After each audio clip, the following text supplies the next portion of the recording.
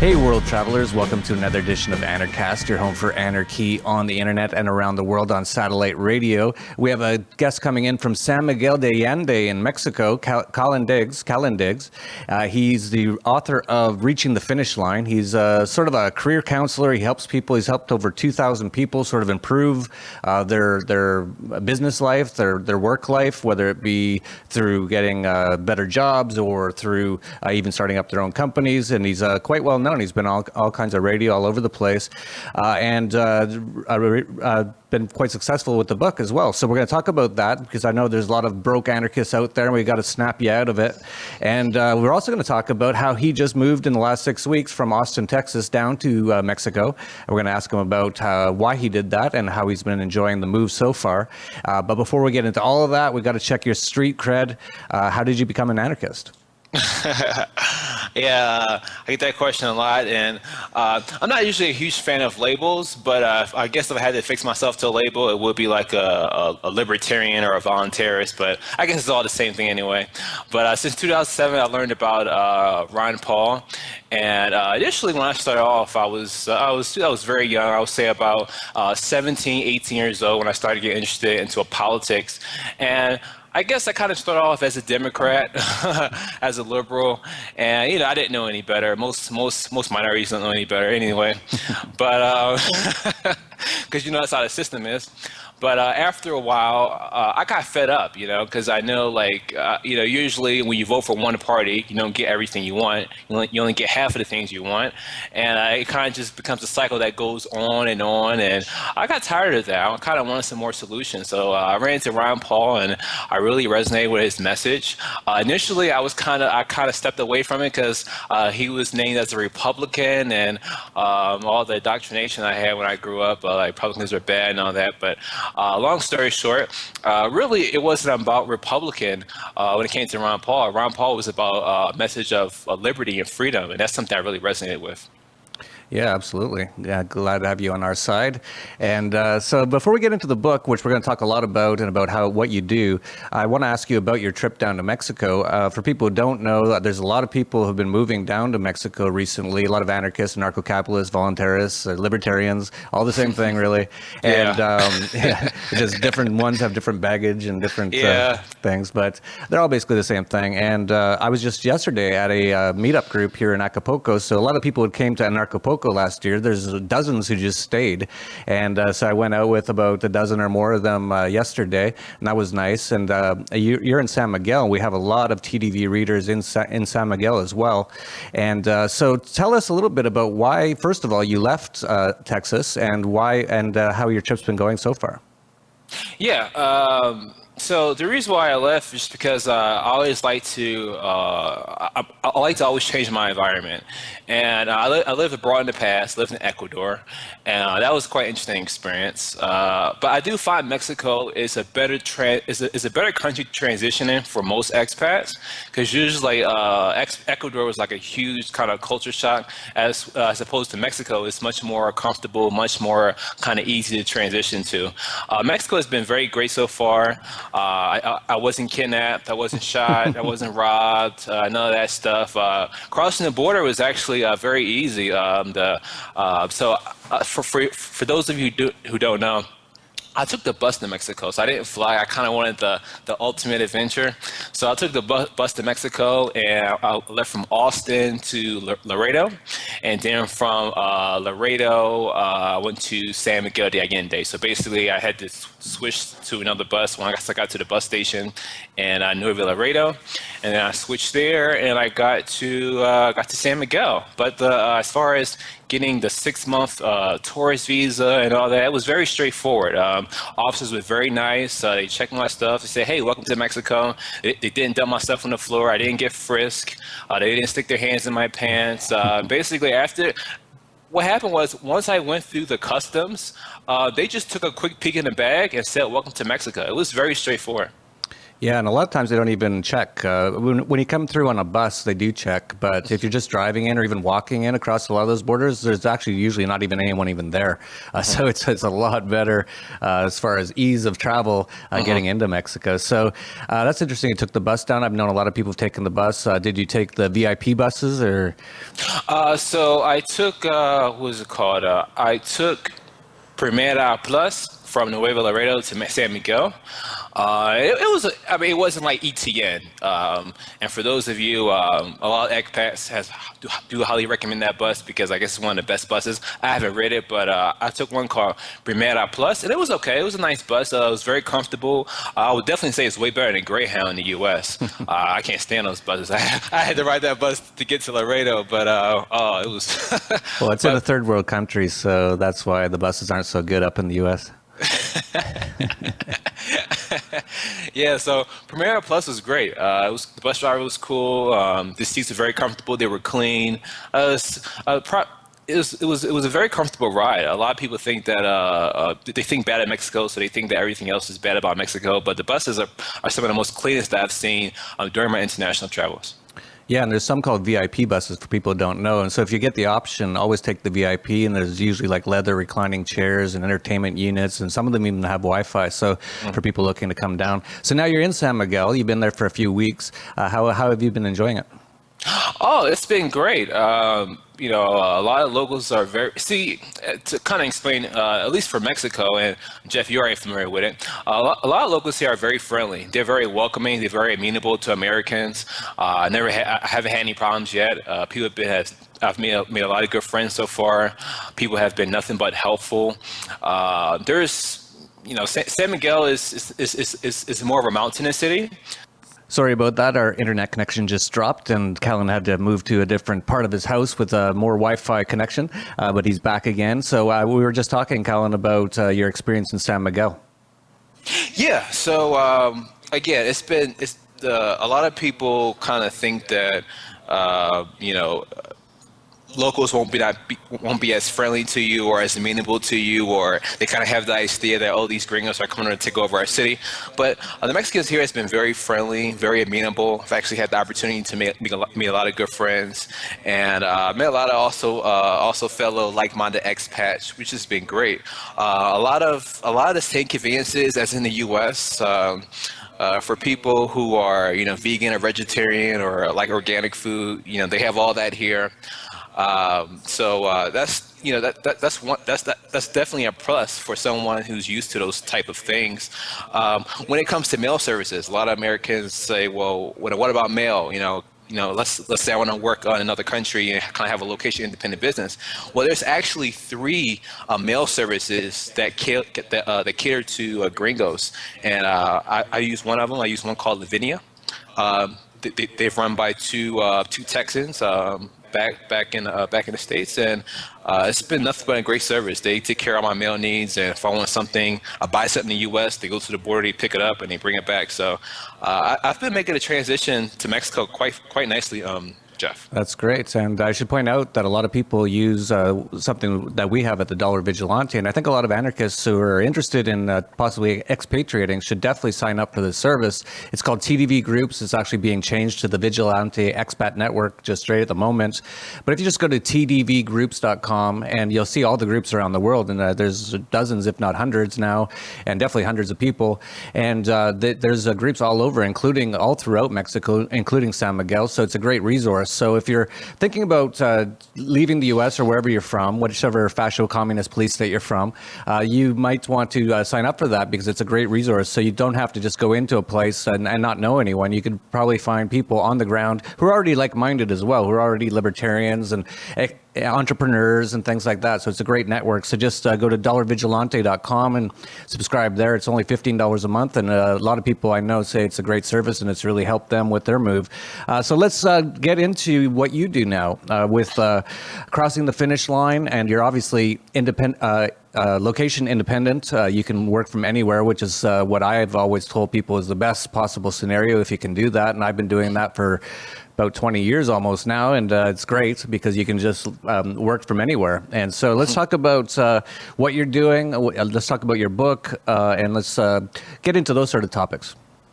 Yeah, so since the Great Recession, I've helped over 2,000 people reach the finish line in their careers. So people from different backgrounds, um, high school dropouts, college dropouts, single moms, disabled people, whichever situation that you're in. That's why I've been doing now going on 5 years, and only 30% of Americans are happy with their jobs. So that's 70% of people who have some type of dissatisfaction with their current careers. And the last thing you want to do is be working in a job that you last thing you want to be doing is working in a job that you hate, and that's not how that's not how you're going to reach the finish line. So there's a lot of people, Jeff, that kind of want to go in a different direction. There's even struggling entrepreneurs who are currently entrepreneur, but they've been struggling with their business, and I've helped a lot of those people to do that as well. So reaching the finish line is sort of like a comprehensive book where I kind of condense it down and try to touch on kind of every facet of how people can reach the finish line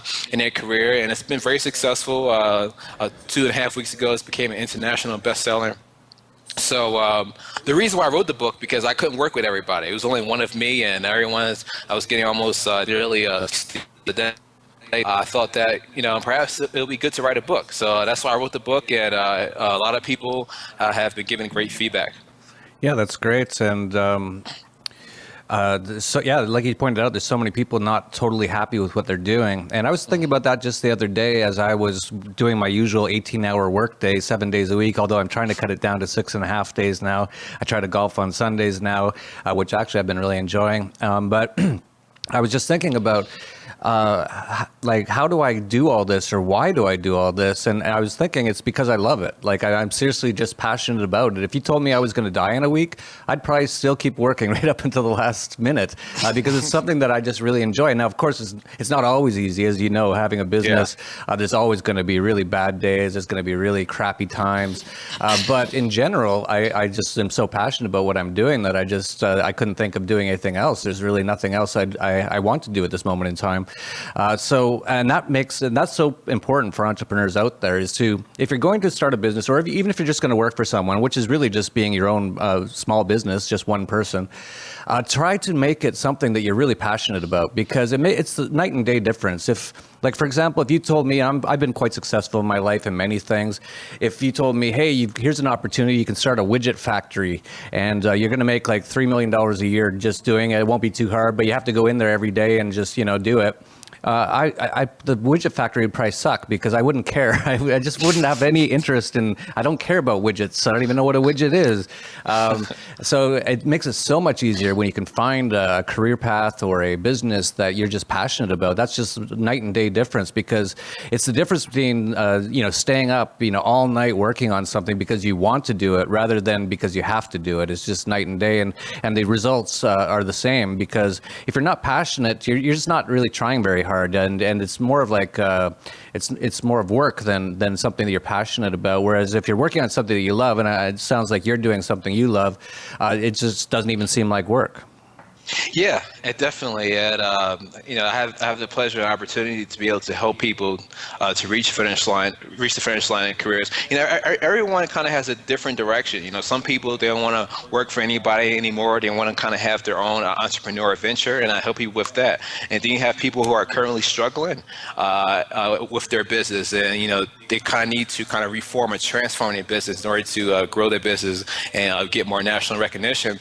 In which I also I have the privilege of being able to help people, and there's lots of people that kind of falls in between. Like, for example, I went to a high school where 40% of the high school senior females were pregnant. So there were a lot of young females getting pregnant, and having to start their family, but they don't have a lot of skills.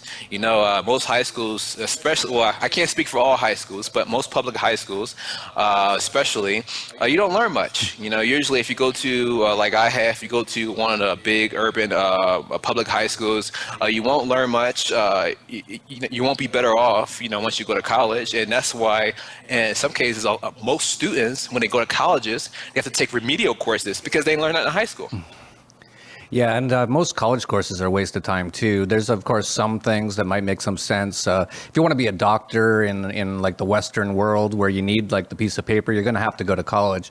But for most things, like the one thing that I always just laugh at is people going to business, taking business in college for 4 years. So they're going to pay tens or hundreds of thousands of dollars, and I don't know what they teach them, because I can teach you business in about 10 seconds or less.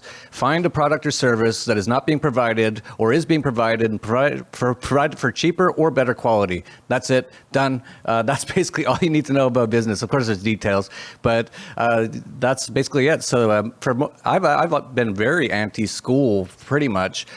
Even when I was younger, I finished my high school, my public indoctrination camp. I got my badge of obedience just because my mom wanted me to. But I was saying the whole time since about grade 7, this is a complete waste of my time, because I was into computers at the time. They didn't even have computers in the school.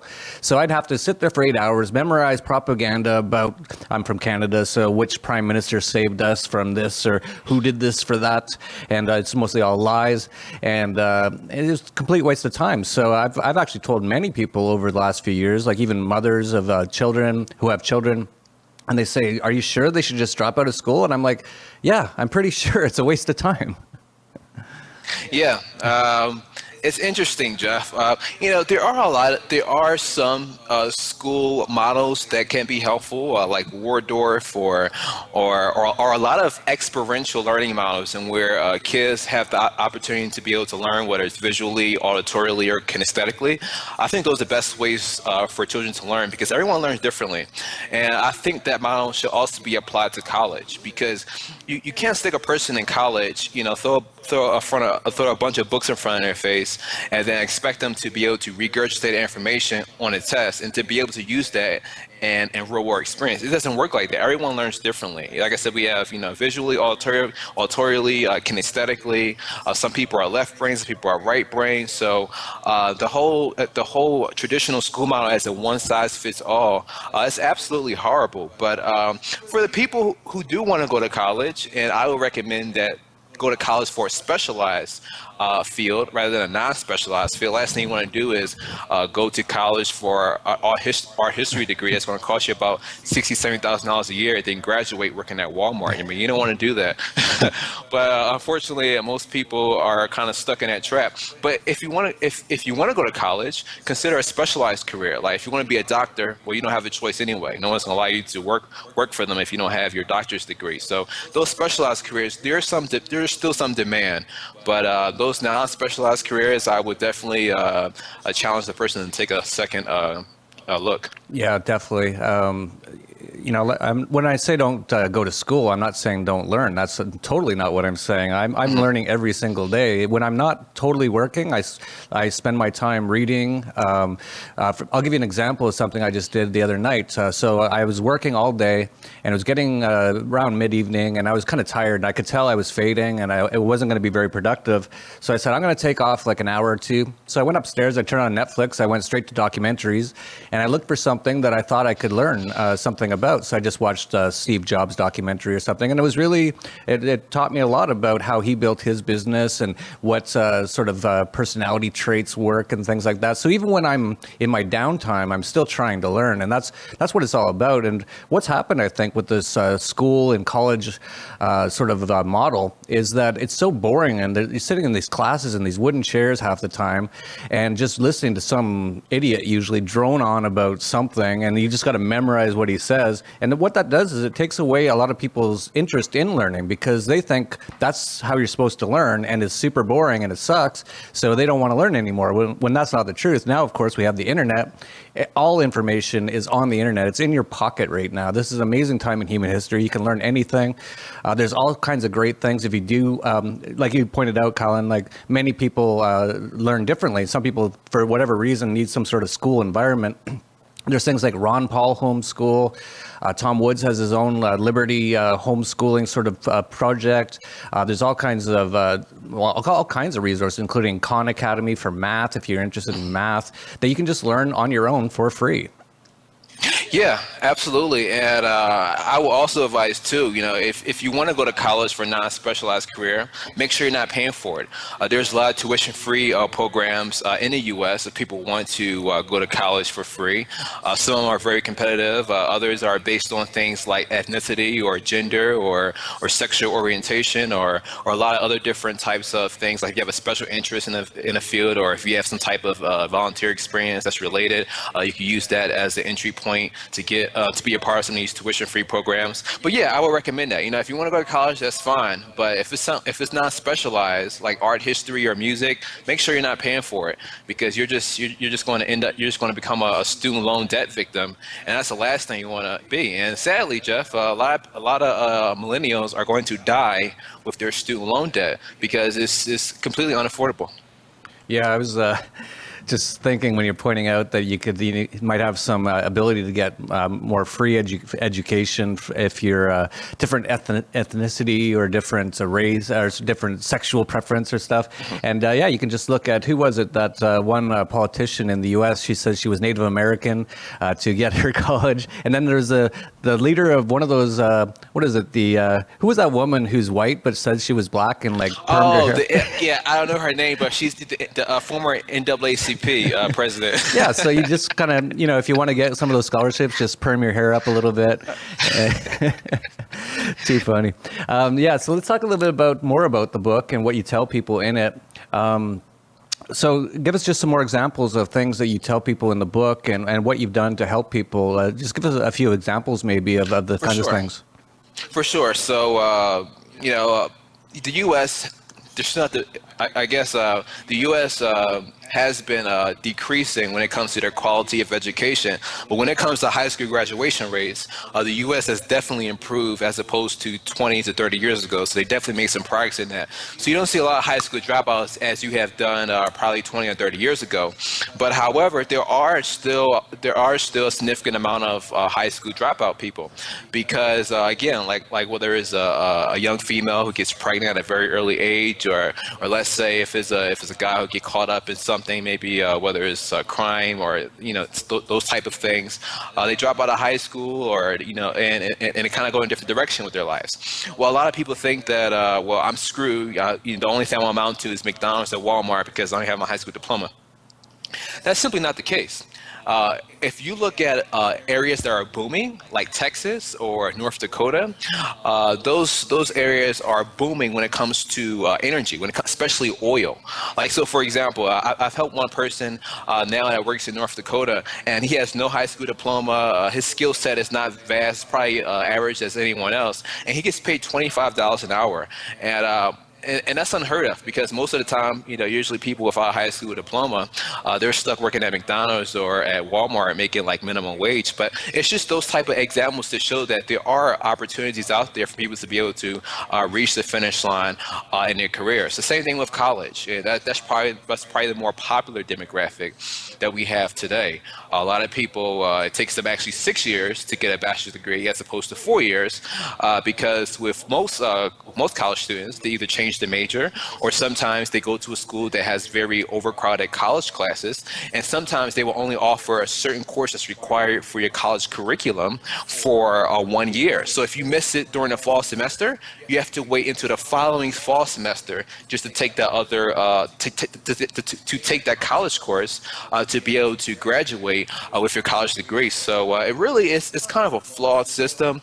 I like to recommend that people, if they don't have like let's say if they kind of want to start, let's say maybe studying liberal arts, or try something like CLEP courses or DSST courses, also known as credit by examination, which allows you to be able to test out of courses instead of spending 4 months in a school, in an institution where probably the professor is boring the hell out of you. You can result to CLEP courses or DSST courses. You get test out of courses that you already know and get your degree in 1 year as opposed to 4 to 6 years. Yeah, there's so many options. People get locked into this. Well, we have to go to school, we have to go to college, or else we're never going to make any money. We're never going to be successful. Totally not the case. I've never been asked for my high school diploma in my entire life. Like people, it's just like, who cares? Can you do the job? Is basically what most of the people that employed me. That's all they cared. And I don't have a college diploma, and no one cares. It's just can I do what I say I'm going to do, and do I have experience at it? And that's another big thing, is that people are wasting so much time going through all the 12 years of government indoctrination camp, and then they go for another 4 more years into something like you pointed out, maybe generalized, like Bachelor of Arts, and waste another 4 years. So that's 16 years they've been just wasting, and they could be getting experience. They could be out there working. I'll give you an example of my kids, 8 and 10 years old, and they're hassling me like crazy right now. They want to open a restaurant. And Wow. and my wife is actually down with it, and she came up with a pretty good idea. And my daughter, she's 8, she wants to be the waitress, and she's going to make a killing in tips, I can guarantee you. And she's going to learn so much from it, right? Because you have to Yeah. learn how to deal with the public, with customers. You have to know how to do a good job, or you won't do very well with your tips and things like that. Now, of course, in the U.S., I think I'd probably be in jail, right? Because it'd be like child labor or something. But down here, there's not really any sort of rules like that, thankfully. So if we do that, by the time she's 10, she's going to be like a very experienced waitress who knows how to run generally a restaurant. These are the kinds of things that people could be doing, but they get locked into this school mindset, which, unless, as you pointed out, you want to do something very specialized, that it doesn't make any sense whatsoever. Yeah, and that's where it's really at. If you're going to study a specialized field, your chances are very high that you're going to make your money back. Your ROI from going to college is definitely going to be great. But yeah, that's why I suggest people. And one thing that you mentioned, Jeff, about your kids and they want to start a restaurant. I think that's very cool. Because for myself, when I was younger, I had small lemonade stands. My grandfather helped me out with that, so I could definitely relate to that. It's definitely a great way to introduce your kids to entrepreneurship. But as we talked about earlier, there's a lot of broke anarchists, and they're wondering, how can I have a location independent business? And one thing I talk about in my book is there's a lot of work-at-home employers. So let's say maybe you don't have all the resources or capital ready to get your business started, like boots on the ground in Mexico. Well, you can start working for a work-at-home employer in the U.S. and you can work here. You can work in Mexico or Belize or whatever you want to kind of set up your location independent business. But you can work on them on the side to get steady income while you're building your business down here, whether you're in Mexico or Colombia or wherever you're at. But it's they know a lot of these work-at-home employers like U-Haul or Dell. A lot of these work-at-home employers, they don't have no criteria. It's the same job as you work anyway. Now they're probably going to take taxes out, but again, if you want to kind of just, a lot of people have some type of excuse why they can't live abroad or why they can't get started and leave and move out the U.S. Well, that's the solution right there.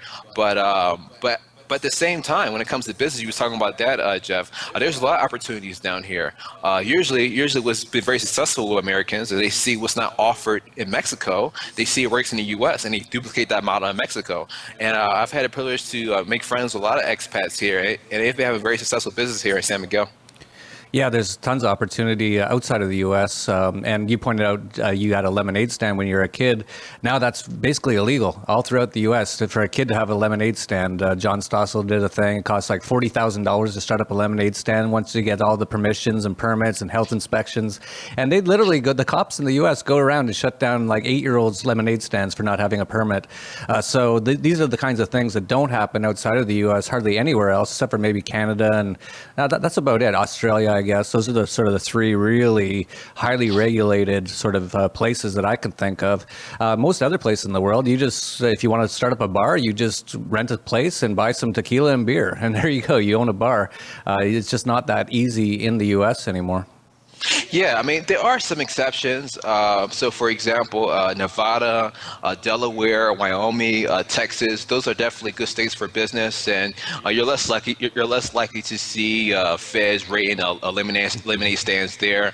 But it's sad, Jeff. It is overwhelming that more and more places in the U.S. are starting to become more anti-business. It's not what the founders built this country upon. But there are, if you are going to stay in the U.S., there are a lot of business-friendly states that you can do business. Like I said, Delaware, Nevada, Wyoming, Texas, they're very pro-business states, and New York is trying to go in that direction too. So there are opportunities abound. So I definitely don't want to discourage people. If they have to stay in the U.S., let's say they have a family, or if they have kids there or they can't leave. I don't want to discourage people to say they can't do it, because you can do it. You just have to be a bit more strategic about it. Yeah, it's just going to be harder, and you're going to get extorted for a lot of money from taxes and all that. But yeah, you can still do it, of course. I think it's going to get worse and worse, though. That's what I read about the dollar vigilante. So I think the opportunities are just going down in places like the U.S., and I think in other parts of the world, including Asia, Latin America, there's a lot of opportunity, and that's what we talk about and write about at the dollar vigilante quite a bit. Yeah, so it's... Tell me this, Jeff. I talk to a lot of expats and locals here that have successful businesses here, and I'm not sure the same thing in Acapulco, but a lot of people here, really, there's no regulation. If you want to start a business, you just go up and start a business. I think the mindset here is, if you make too much money, then you get approached. Like, they want you to get on the books, they want you to pay taxes. Is that the same case with Acapulco? Yeah, so basically exactly the same. It's sort of a, if you're just starting a small business or something, there's really no regulations, no one cares, no one's going to bother you. But if it becomes into a big business, then yeah, some people are going to start dropping by, either government or cartel. They're basically the same thing anyway. You'd actually be better off if it was cartel, because they're a lot cheaper and a lot nicer. But still, yeah, until the business really grows, there's really not any sort of rules or regulations that I've ever seen down here. So it's great. For entrepreneurs, it's excellent. Yeah, and I would recommend that if you're thinking about starting your own business, I would say do it abroad. Definitely increases your international business skills. It definitely increases your ability to connect and do business with people of various ethnic populations, because doing business with a person that comes from Asian culture and then doing business with a person that comes from Hispanic culture is different. So if you're actually abroad, be able to gain that experience. Well, let's say if you decide to return to the U.S., or if you decide to do business in another country, that's definitely going to give you an edge over the competition. Because I feel like a lot of businesses, they're not successful is because they don't know how to connect with certain ethnic groups, and I think that plays a part of why business can't be even more successful. They may be successful, but I think they could be even more successful if they have that experience, if they can relate better, and how to do business with them. Yeah, there's so many opportunities, many different countries as well. If I was younger and, if I was 18 and I just finished my indoctrination camp and my parents were saying, well, you should go to college, and they're even willing to pay for it, I would say, well, how much is college? And they'll say $20,000 a year or something. I would say, just give me that $20,000 and I'm going to travel the world for a year.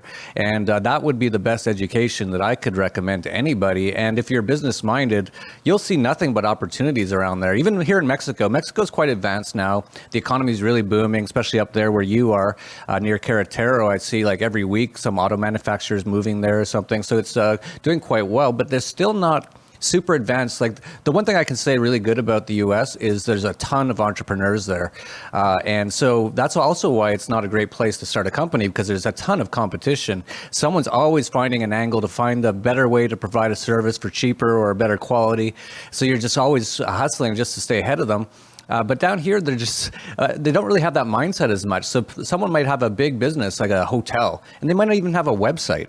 So, you could just walk up and say, you should have a website. And they'd be like, oh, I never thought about that. And it's like, yeah, just pay me like $3,000 or something and I'll do it. And they'll be like, okay. And then you just do that with like 10 other ones. There you go. A lot of people down here don't even have websites. They're not very, the culture is different too, because they're not really, one of the things about Americans in general, I hate to generalize, but they're very focused on making a lot of money, all the time. That's very driven into the culture there. Whereas down here, it's sort of like, yeah, let's make some money, but we're not going to like kill ourselves to do it. So they're not really like pushing to always improve. And so if you come along and you offer them a service, they'd be probably quite open to it, and you probably wouldn't even have any competition. Because people around here just don't think that way. Yeah, yeah. There's not a very huge I guess rush to jump on innovative things. So yeah, Americans, Canadians, they can definitely come down here and get started with the business very quickly. And I agree with you, Jeff, about kind of the big entrepreneurial scene in the U.S. If you're thinking about being an entrepreneur and you're going to stay in the U.S., you definitely don't want to be in places like Silicon Valley or like those other or like in New York City, those other huge entrepreneurial hubs, because there's going to be a lot of noise, and you're really going to have to it's going to be very fiercely competitive, and unless you're confident in yourself and when you have the ability to know that you can supersede the competition, I definitely wouldn't recommend it. If anything, I would say try to target the emerging cities, the upcoming places.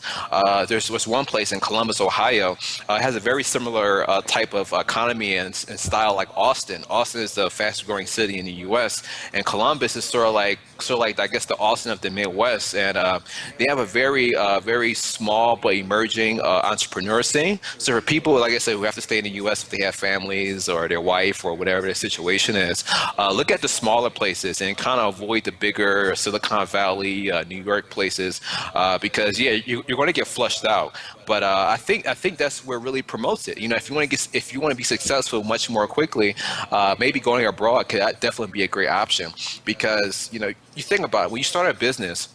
I don't know how it is in Canada, Jeff. I know you've been away from it for quite a while.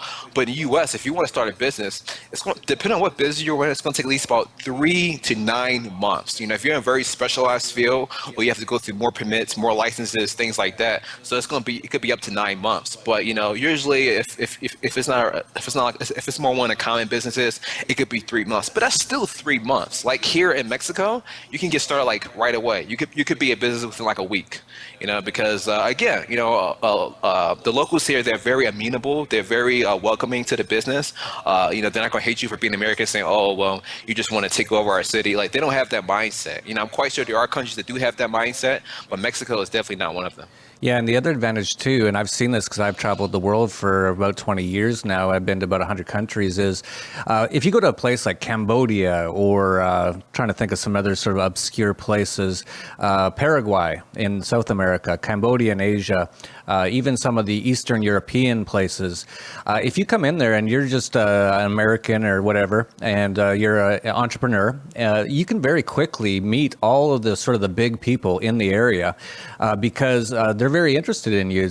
Because first of all, you're different. Secondly, you're coming from, say, the U.S., so they think you know everything about business, and you probably do know quite a bit. It's quite a bit. It's sort of part of the culture in the U.S. business, or at least it used to be. It's getting a bit worse now, but so you can just very quickly in a place like Cambodia or Laos or a lot of these places get to know everyone, including like the president. It's very easy, and not to say that you really want to know them very well, but it's good to have a good relationship with those people in those countries because they know everybody and you get very tied into the networks. Whereas, as you pointed out, if you're just starting up a little internet company, whatever it is, and you move to Silicon Valley, no one's going to care about you because, there's like a million of you guys here. Yeah, absolutely. And, I admire people like on my podcast, I've interviewed people who have been on Shark Tank and a lot of those type of business reality TV shows that, really, like, unless you're like a pit bull, you have that tenacious spirit, for most people, they can't hang. And that's why usually most people that go to Silicon Valley, only few are successful while most of them fail. So that's why I always tell people to look to, like, again, if it's in the U.S., look to cities that are kind of up and coming and emerging and don't have an overcrowded entrepreneur scene. But definitely when you look at abroad, you definitely see many more opportunities. You won't have any pushback. You can get started in business immediately, and at the same time, you could probably scale it at a much quicker rate as you did if you was in the U.S. Yeah. I shouldn't put you on the spot like this, but I didn't ask you before we got onto this interview, but we're doing an Acapulco next year in 2016. It's going to be February 19th to 21st. It'll probably be announced by the time this video goes up. And I was wondering if you have any interest in speaking at that conference, because what you talk about is exactly the kind of things that many people are looking for, anarcho-capitalists who want to learn how to either start a business or improve their careers. Oh yes, Jeff. I'll be happy to speak. Yeah, I mean, we can definitely talk about that off air, and we could, I guess depending on the other speakers you have, we can definitely create an itinerary about maybe some workshops I'll give to the audience. But yeah, I'll be happy to. That's Thank great. you for the invitation. Yeah, no, that's great. Glad to hear. So yeah, let's finish up. If there's anything else you want to talk about, go ahead, and then also make sure people find out where they can get more information on your book and on yourself. Yeah, so one thing that I'm doing at the end of this month is I am having a sort of like a weekend workshop, and where people who want direct access to me, they can be able to have that.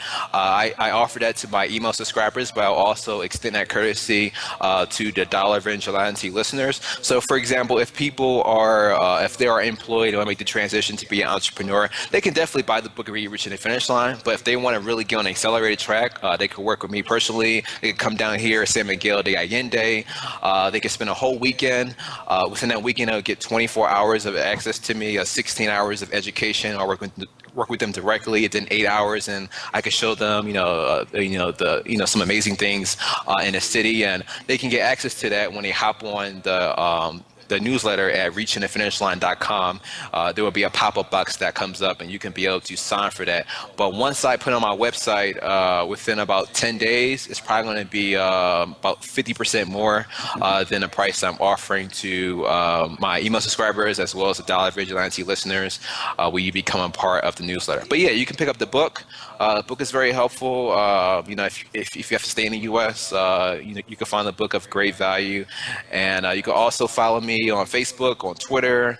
I have a podcast. Like I said, as I was saying before, Jeff, I interview people from Shark Tank, a lot of other people in the education field on Forbes, and they can be able to access there at reachingthefinishline.com/podcast. That's great. And as I mentioned earlier, if you want to get into business around the world, or even in the U.S., we have groups in the U.S., just go to dollarvigilante.com and subscribe. And then you have access to the Dollar Vigilante groups, which are all around.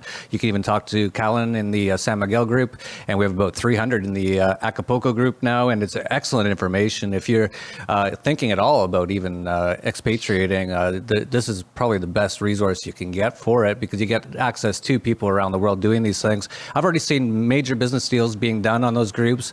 There's already been one love connection, which isn't the point of the group, but two people hooked up here in Acapulco through the group.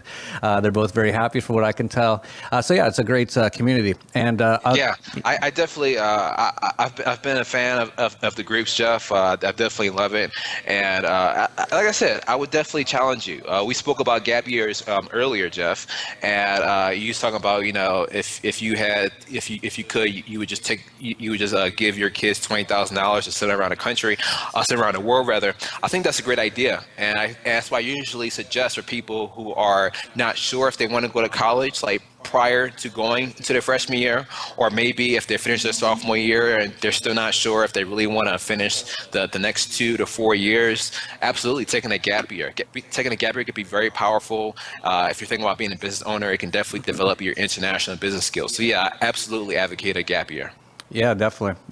It's one of the best education you can have is traveling and seeing how things work in different places, because every country is different, as you know, and you can always see opportunities, because some countries have this thing, but they're missing that. And because you're from a place like the U.S., and if you've traveled a bit, you can see the opportunities so easily.